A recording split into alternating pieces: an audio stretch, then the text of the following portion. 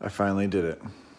Took a long time, partly because of the holidays, but I finally finished the plans for the Supercharger cabinet. That's what this video is going to be about. That's why this video is very long. If you're not interested in that Supercharger cabinet back there, you can move on to the next video. But if you're interested, I have the plans available. A link's going to be in the description below for the plans on my website, along with that sticker right there. It comes with the plans. Comes with all the details, with everything that you need in this video that goes along with the plans to help you build it. Plus, if you have any questions after you get everything, you can give me an email and I can help you. Click the link to buy the plans below, and also hit that like button if you like the video. It's very long, but hey. Don't mind the mess in the video in my shop. A dirty shop is a worked shop. A clean shop, a too clean shop, means you don't have much going on. I got a lot going on, so, and also the safety police. I'm very safe at what I do. I've only I have all 10 fingers. That's only 5, but I'm holding the camera with the other one. But, I'm very safe when I work. Enjoy. I have the plywood cut already for the Superchargers that I'm building for a local guy here in Charlotte. This is maple plywood. The sides are cut to however deep you want the cabinet, plus the door. So in this case, this is 6 inches. So the side for the height, the top pieces will be attached like this. Originally, I'll be gluing and nailing, and then reinforcing with screws, and then plugging those holes. What I've done is marked off 3/4 of an inch, and then the centerpiece here, so I can nail straight in the middle. And then down here, I've measured from the base up 16 inches, and that's where the top of the shelf is going to be on the inside. And that's what this big piece is for on the front. I'm going to assemble this, and I'll show you it after that. I took the 2 sides. This is one of the sides here. The other one is clamped together. And before I left the customer's house, they had a concrete block that came up from the wall and then their baseboard. So I traced that on to my notes, and I just transferred that over. And I'm going to make my life a little easier by cutting this out now out of both of them at once. I used a jigsaw, but you can use a handsaw if you'd like to do these. You can use a coping saw, however you'd like to do that. Take the nail gun, line up the sides, and the reason I'm using a nail gun, it kind of holds everything together in the beginning. I'm going to follow it up with screws, but as you can see, it holds it together right now. I can get to the other sides. I'm going to pre-drill and screw this section before I move on to the next. I'm putting 3 screws at the top. I'm countersinking them so I can fill, once the screw's in, I can fill that with a plug, a wooden plug, or I can fill it with putty or whatever I like, and then sand that smooth so you don't see anything. But I'm using 3 screws on the top. I'll use 2 at the bottom. The reason being is the door, most of the weight is going to be here once the door is extended, and you want more strength up top. 1 5/8" screws, drywall screws, that's what I'm going to use for the project. And then move on to the next side. Just want to mention this before I move on. This is the side I just screwed on, and make sure you know which side is which. That is the notch I cut out for the wall. I know this is going to be the back. You can write wall on this if you want to. Again, with this side as well. Make sure you have things aligned properly so you know where things are at. So I've got the top done, and now I'm setting up to do the bottom. This bottom piece is going to lay across here. Be screwed in from this side. This piece is not going to be there. So what I'm doing here, I've measured down 3/4 of an inch and put a block of wood. I just clamped it here so I can rest the piece of wood on here. And I'm going to do the same on this side. I'll show you how I did that. I just took a scrap piece of plywood, rest it flush on top, make a pencil line underneath it. Do the same down here. You need 2 points. And now you can see I got 2 lines there.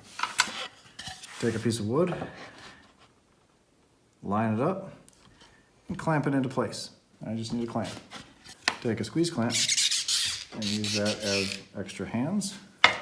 Well, that's the right way to clamp. Figure out where the spot is for it. Hold on tight, take a squeeze clamp. Just give a little bit. Then take the bottom piece, I'll line it up, make sure it fits right on both sides. Now I'm going to spread this out just a little bit, lift this up, put glue on both sides, nail it into place, and run my screws along the side. And then this is what it'll look like. The door will come on a curved piece right there, and right here will be the number plate, the circle with 2A right here. Now, let's put the shelf in right here. The cabinet's standing up on the ground, and you can see we're going to put this bottom shelf in. We're going to measure from the back to the inside because it's going to butt up into this. All right, so the next step, the bottom piece. The way this bottom piece is going to go in, it's going to fit in like this. So we're going to have it flush up to the plywood. We're going to paint this anyway, so it doesn't really matter seeing the plywood. We're going to seal it and everything. But I want to show this little detail. This is the side piece is 6 inches. This is 3/4. So I cut this at 5 inches wide. That leaves a little bit of a gap here. So no wall is going to be straight. So there's a little bit of room for the wall to wiggle and fit nice. He's not putting much in this anyway, so we don't have a really risk of dropping anything in here. Plus I have to cut out holes anyway for the lines that are going through here. So we're going to put some glue on this edge, and this edge, and nail it into place. I decided it was easier to do it on the table here. I just have it upside down now. Before I had it facing up, now I have it facing down, and I'm going to run glue here, here, and here, because if I put it on the sides and I push it down through, it's just going to squeeze the glue out.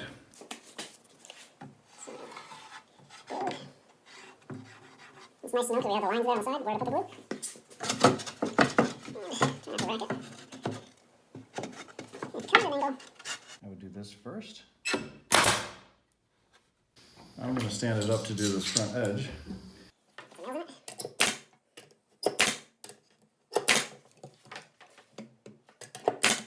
I put it on its side.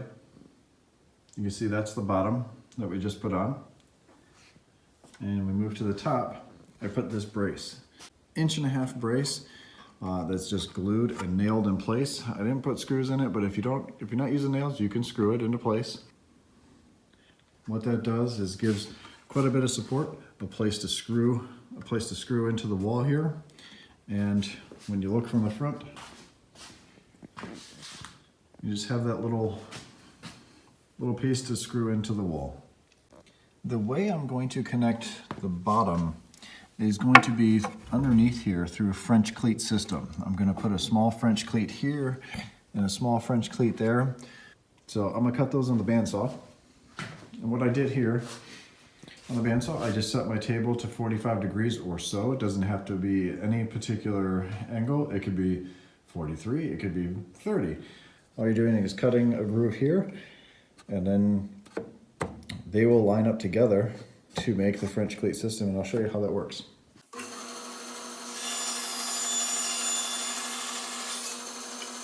This is how this French cleat system works.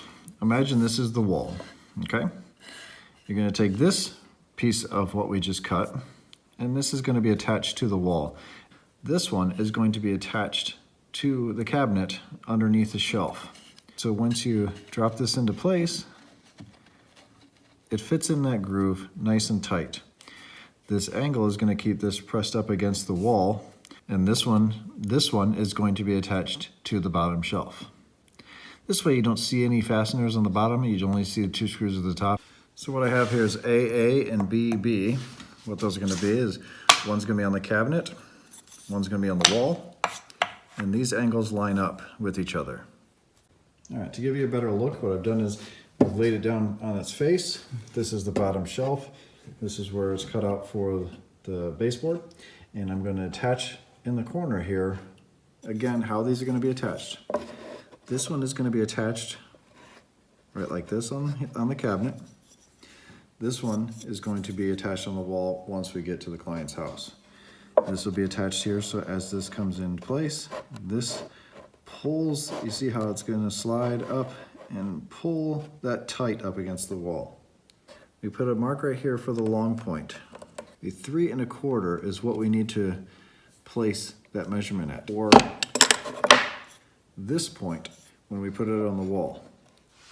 Next step is to take these wooden plugs. You can get a dowel rod from the store. These holes are usually 1/4 inch, depends on the bit you use.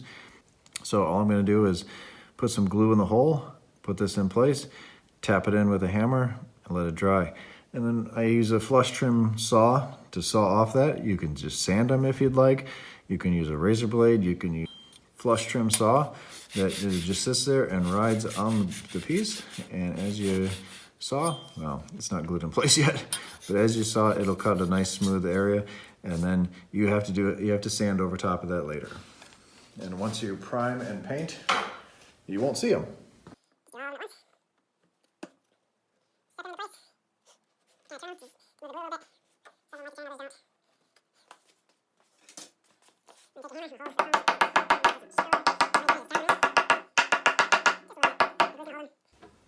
I gave these things a little bit of time to set up, and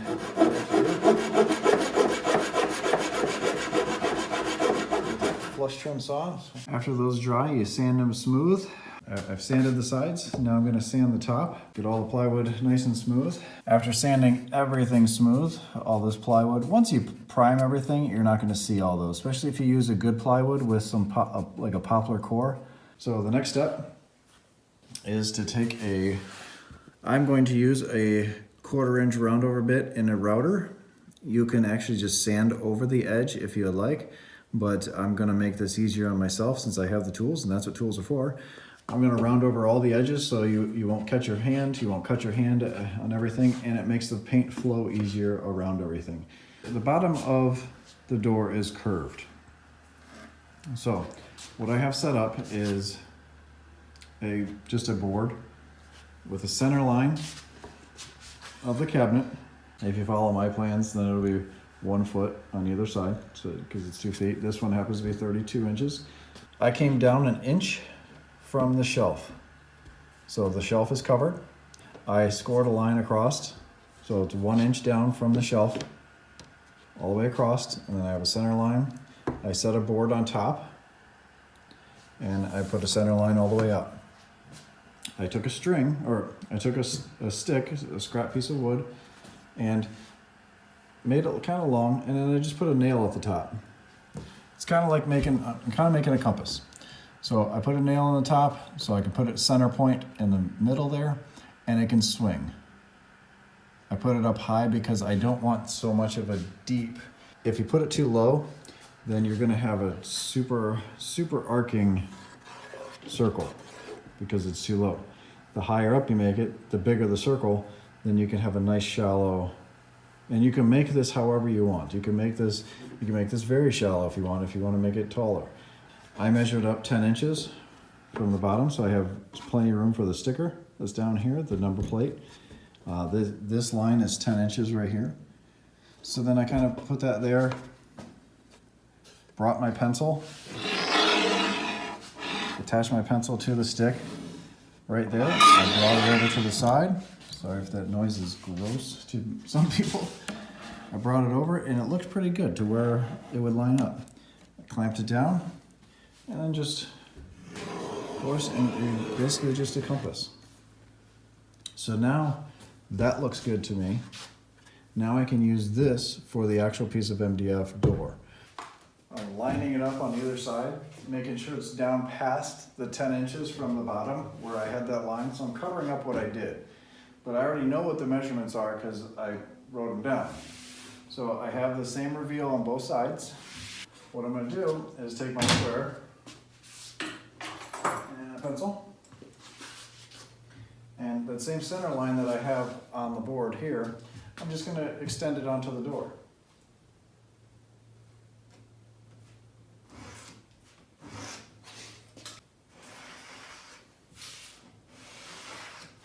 So now I have a straight line all the way up the door.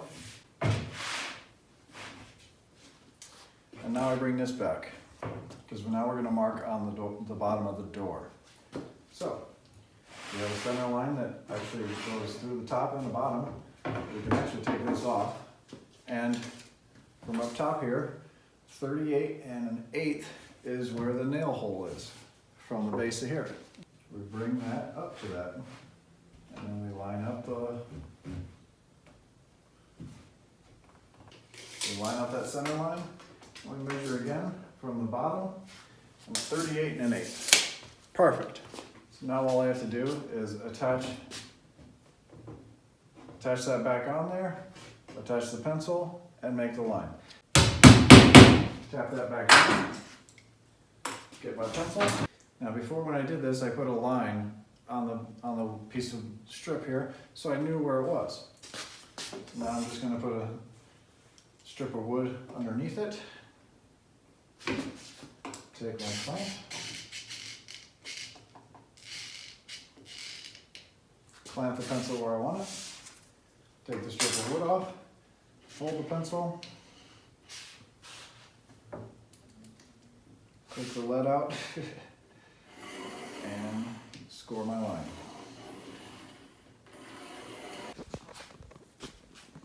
I'll get you a closer look here.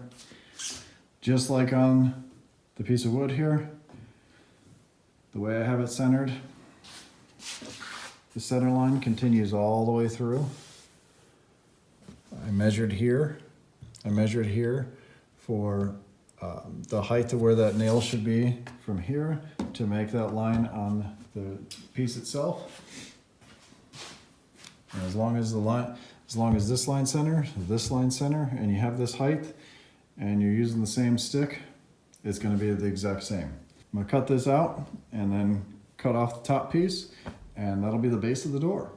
Another way to do it without that board that was here, that this was attached to, since we already know from here to there it was 38 1/4 inches, you could just measure up, drop a hole in there, and put that in place, and then use that. I didn't want it to stop and make a sharp point, so I actually took a can of anything. You could use WD-40 or whatever you have in the garage, and I just set it on those 2 points, this point, and then just carve that line. And when you're cutting out the door, you just cut that out, and then you sand that nice and smooth.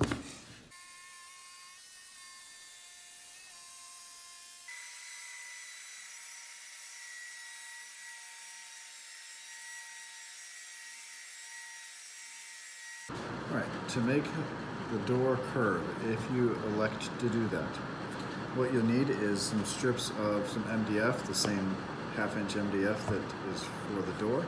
I cut 5 of these strips for this particular door. I just space them out, and then the bottom is going to be separate.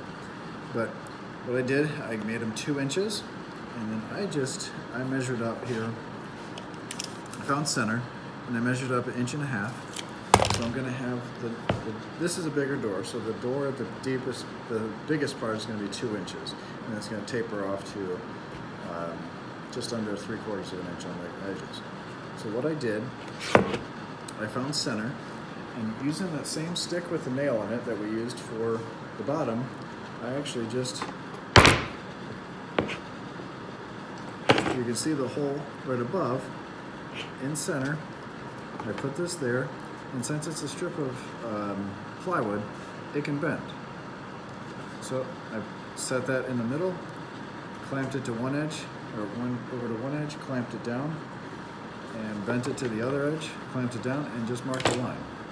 So that's what this arc is. I forgot to turn the videotape on when I did that. So now I'm going to take my nailer and nail all 5 of these together on the wasted spot. This is the good spot, this is bad. We're going to cut all this off. So I'm going to put nails through here and on the other side to keep all 5 of these together. Take them to the bandsaw and cut close to the line. I'm not going to cut on the line, because then I'm going to nail through this block as well. Because when I bring it back here, I want it in one unit. I'm going to take a belt sander and sand it smooth, and then I can separate them and then glue them onto the board. After cutting it on the bandsaw, it should look like this. This is the wasted piece. And this is the new piece. It's actually going to go on the door a lot like this. So you see that will create the curve all the way down the door. I'm going to take this and sand this edge smooth, sand it better to my line. After you have all the strips cleaned up, you're going to divide them up in evenly, with the top one being flush with the top of the door. This is the top of the door. You're going to glue it down into place. And then I just divided on this particular one up. There ended up being 14 inches apart. I just put a line across to where it was so I can line these up, glue these down. The bottom one I'm bringing up from this curve piece because I'm going to have a strip that's going to fill in that area. Once that's done, we will take our hardboard. This is 1/8-inch hardboard. I got it at Home Depot. You see this side's really rough. This side's really smooth. It'll actually take paint really well. We're going to take a full sheet of this, put glue all over these and whatever we make there. But for right now, we're just going to glue these down into place and let it dry overnight. I glued down all the strips. I put a strip of wood down the middle, put some weight on it. That's just going to give a little bit of, you see the wood, the glue squeeze out a little bit. Just the weight's going to help hold it down just a little bit.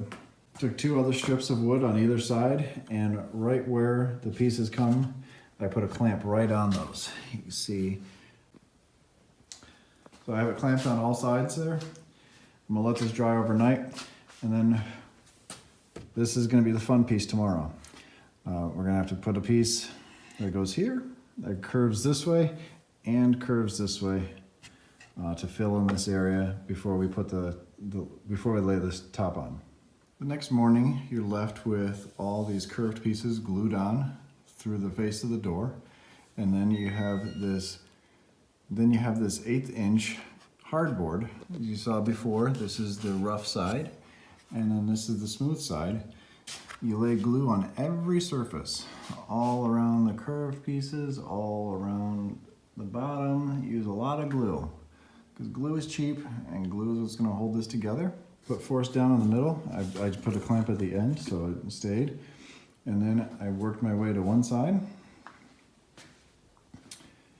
Worked my way down. You just gotta kind of push it down in place. And then I marked where the ribs were that I had going across.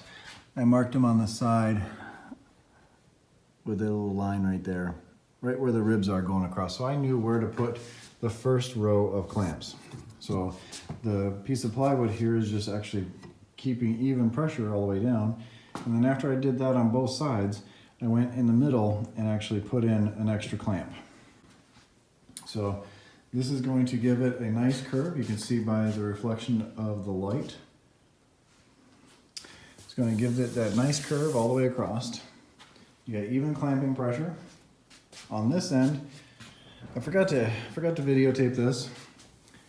Because it's Sunday afternoon, I'm not thinking of working like this, but what I did for this side, this is the bottom. Remember, we have the curved piece coming towards us at the bottom. I cut a thin strip of this MDF. It's about 1/4 inch thick, so I basically ripped a 1/4 inch strip on the table saw. And then I put little blocking pieces behind, gluing those down on the behind this. And then I just put a bunch of glue on the inside and nailed right to those little strips. These little gaps right here, you're not gonna notice because there's glue here, there's glue squeeze out, there's glue, a lot of clamping pressure over on the corner here, and this is the bottom. I'm gonna sand all this smooth before I paint it, round over edges, and make it really nice and smooth. You don't need clamping pressure in the middle because it's being forced straight, so you just need it on the edges. And this does need to sit overnight. Time to take all the clamps off.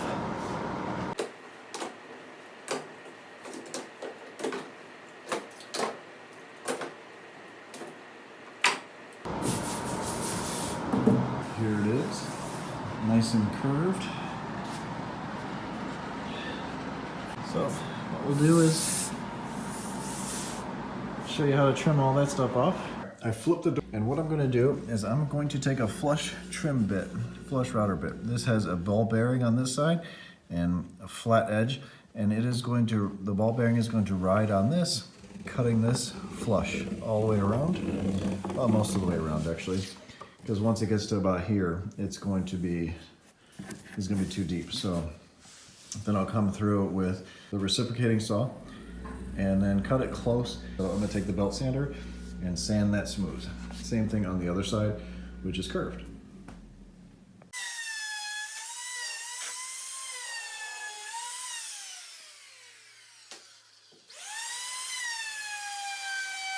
Now that you flip it back over, you cut off that edge with the saw, whatever saw you have, leaving a little bit.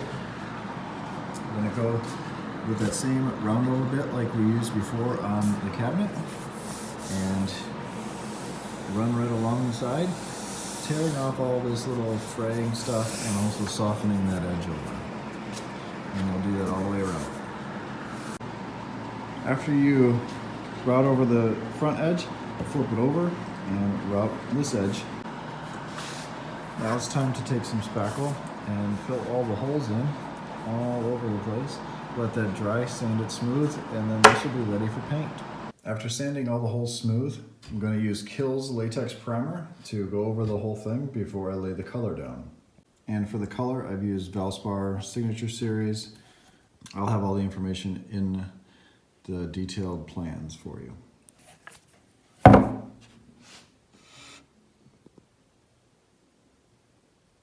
Now it's time to paint. I don't have to show you guys how to paint, I'm sure you know how to. You just take the paint and put it on the wood. Now that you've painted the door and the cabinet, now it's just a matter of putting the door on the cabinet. So I'm going to go over the details. Whatever door hinges that you choose to use, whether it's piano hinges or cabinet hinges, I ended up using, I'll show you right here. I ended up using some cabinet hinges that are a full overlay cabinet that are actually quiet closing. I got them at Lowe's and they come in a set of 2 for I think like $10. They're not that much money. You have to drill a hole in the door and then you just mount that flush mount. It's called European style hinge. Really easy to install, and I just put one on the top and one at the bottom. You just measure down wherever you're going to clear your charger. You just measure down so you have space for that. It can go up top here, it can go down.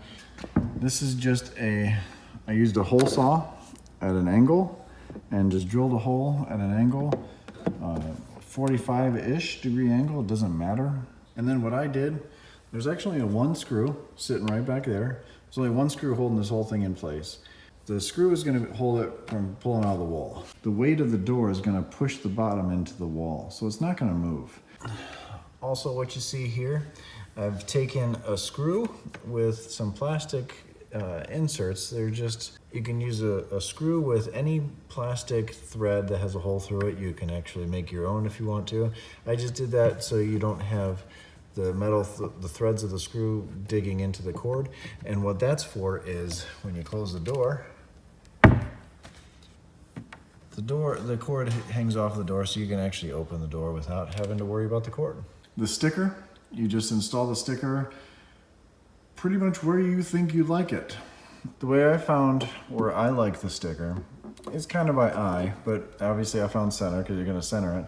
But then I took the measurement from here to here and then measured from here to here. And that gave me where I like that idea for being the center. And then when you back up, it sits nice. Same thing with the sticker on the bottom. You can put whatever letters you want there.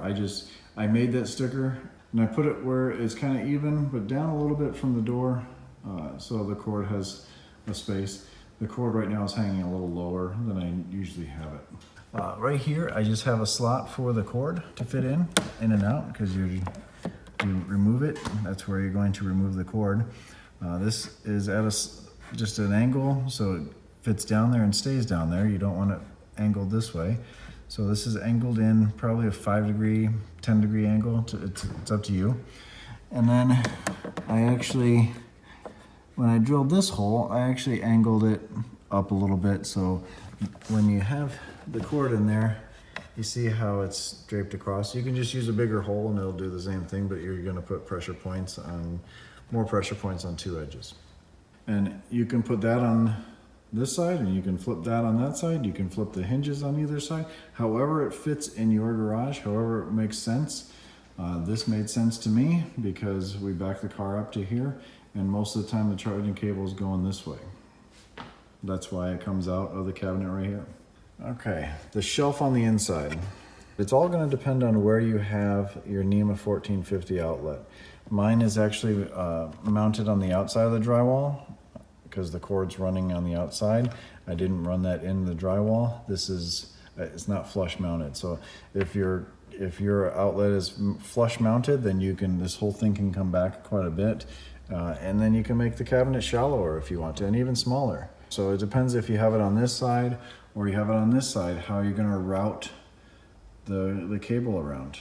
It just makes a nice loop around. However you want, you can make 3 loops. It really depends on your situation. Every garage is gonna be different. You do need some kind of shelf for this type of cord because you need to support the giant brick, the heavy brick, and then support the cords going around. They're separated so they're not sitting on top of each other, but they could be right next to each other.